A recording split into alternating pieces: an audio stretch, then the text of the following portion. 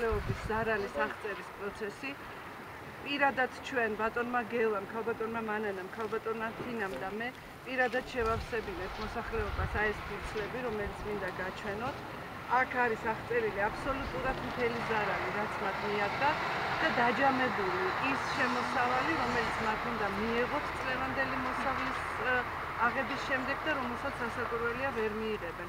ოღონდ ვერ მიიღებენ არა მხოლოდ წელს, არამედ კიდევ რამდენიმე წლის განმავლობაში, იმიტომ რომ ქერქი აქვს გაცლილი ბასო.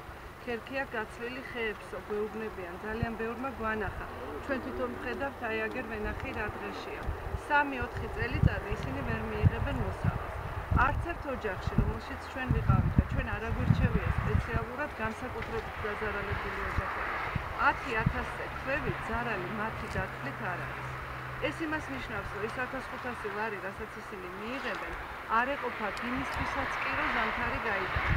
არა თუ იმისთვის, რომ ახალი ნერგები შეიძინონ, რაღაცა გააკეთონ, ან წიგნი უყიდონ შვილს, ან რაღაცა სხვა რამე გააკეთონ, გარდა იმისა, რომ ალბათ მინიმალური პროდუქტის შეძენით გადაიარონ როგორმე ეს ზამთარი იმ იმედით, რომ მერე რაღაცა ეშველებათ. თუმცა ჩვენ აბსოლუტურად ყველას ვაძლევთ იმედს, ჩვენი იმედი გამოიხატება იმაში, არსებობს 80 მილიონი ლარი გადარიცხული სახელმწიფო ბიუჯეტში, რომელიც იყო ბიუჯეტისთვის აბსოლუტურად დაუგეგმავი.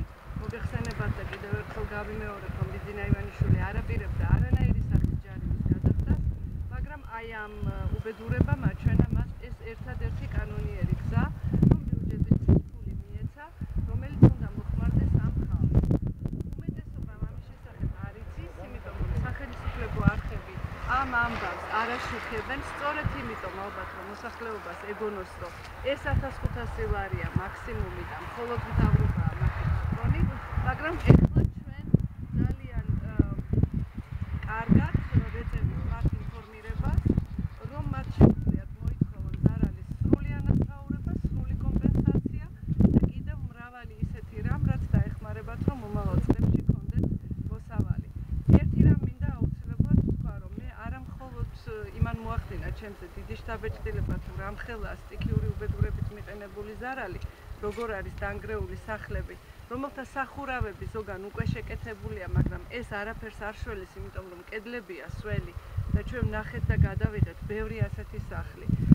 არა მხოლოდ ამან მოახდინა დიდი შთაბეჭდილება, ცუდი რასაკვირველია, როგორ არის განადგურებული ეზოები, როგორ არის დაფენილი ხეები, აღარაფერს ვამბობ ვენახზე, არამედ იმან თუ რა მდგომარეობაში იყო ეს ხალხი ისედაც, რომ არ მომხდარიყო ეს სტიქიური უბედურება.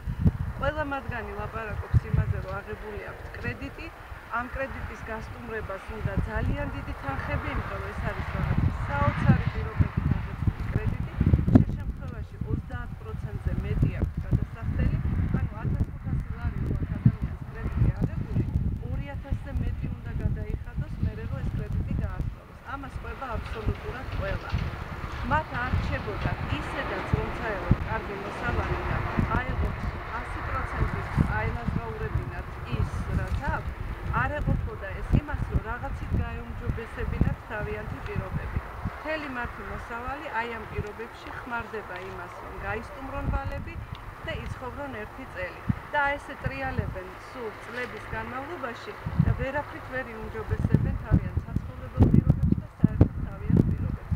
ამანაც ძალიან დიდი შთაბეჭდილება მოახდინა ჩემზე და მე ვფიქრობ, რომ ეს არ არის საკმარისი, ეს კომპენსაცია, ის კომპენსაცია, რომელიც მათ შეუძლიათ აიღონ, თუ კი მოითხოვენ ჩვენი დახმარებით და საზოგადოების დახმარებით, რომ 80 მილიონი დაიხარჯოს მათზე, ესეც კი არ არის საკმარისი, მათ აუცილებლად და სასწრაფოდ ესაჭიროებათ ის ღონისძიებები, რაც დაგეგმილი აქვს ბიძინა ივანიშვილის და ქართულ ოცნებას, ეს არის მილიარდიანი ფონდი სოფლის მეურნეობისთვის, რომელიც სოფლის მეურნეობის განვითარებას უნდა მოსმარდეს. რამაც საშუალება უნდა მისცეს გლეხებს, რომ არსებული მდგომარეობა გაიუმჯობესონ იმის და მიუხედავად, როგორი სტიქიური უბედურება იქნება თუ არ იქნება. გარდა ამისა, მთელი ის პირობები, რასაც ჩვენ ვდებთ ხელისუფლებაში მოსვლის შემდეგ, რომ იქნება დაზღვეული მათი სავარგულები, იქნება დაზღვეული მოსავალი, მათ ექნებათ 10-20 წლიანი კრედიტები, უფრო დიდი ინვესტიცია განახორციელონ. ეს ყველაფერი არის შემდგომი ეტაპი, რომელიც ოქტომბრიდან ამოქმედდება და რომელიც სოფელს გადააქცევს ისეთ სოფლად, სადაც გაჭირვება აღარ იქნება. სირცხვილია, როდესაც კახეთში ასეთი მშრომელი ხალხი აი ამ მიწაზე, სადაც ყველაფერი მოდის, ცხოვრობს ასეთ პირობებში. ისედაც ცხოვრობდა და ეხლა სტიქიურმა უბედურებამ კიდევ უარესი უქნა მათ სახლებს და მათ ვენახებს და ეს ყველაფერი თქვენ თვითონაც ნახეთ. ასე რომ ჩვენ ვაგრძელებთ ამ პროცესს, ეს პროცესი კარგად დაიწყო.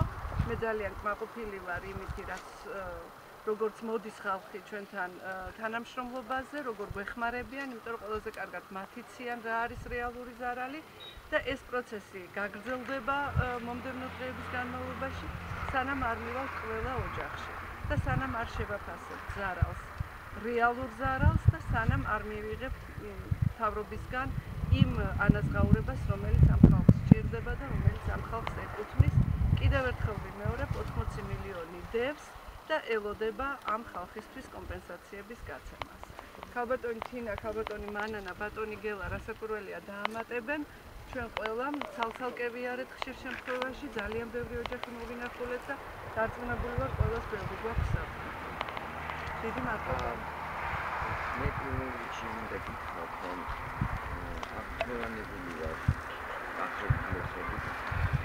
ვიცოდი, მაგრამ დავწუნდი, რომ კახეთის ბლოკი არის ძელი და მას არაჩვეულებრივი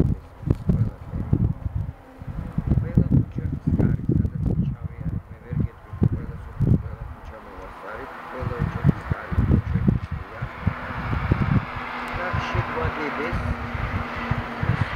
სურვილები და აზრები, რაც ჩვენ ბოლომდე და ამ ხრივ გონია, რომ